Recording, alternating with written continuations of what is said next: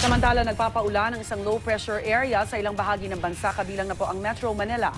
Bukod dito, may isa pang LPA na posible raw maging bagyo sa weekend. May live report si Von Aquino. Von.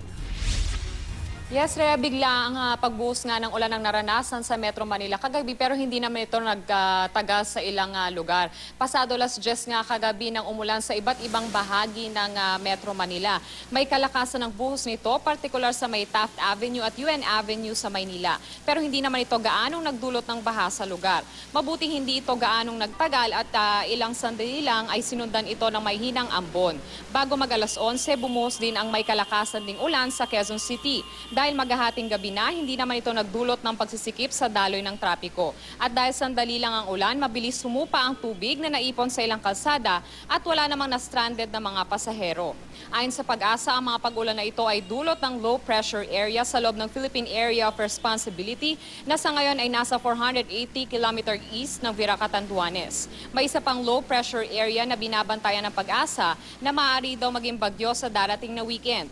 Base sa pinakauling forecast ng Pag-asa, makakaranas ng mahina hanggang katamtamang pag-ulan at pagkulog ang Bicol Region, Visayas at Mindanao. Mayroon pong low pressure area na minomonitor tayo at ito po ay mag-enhance, magpapalakas sa bagat at saka ito pong intertropical convergence zone. Kaya mas mainam po na pag tayo po ilalabas ng bahay o papasok sa eskwelahan o sa trabaho, magdala na lang po tayo ng panangga sa ulan. Rhea, ayon pa sa Pag-asa, asahan na raw ang pag-ulan ngayong weekend dahil nga sa mga low pressure na ito. Rhea? Maraming salamat, Von Aquino.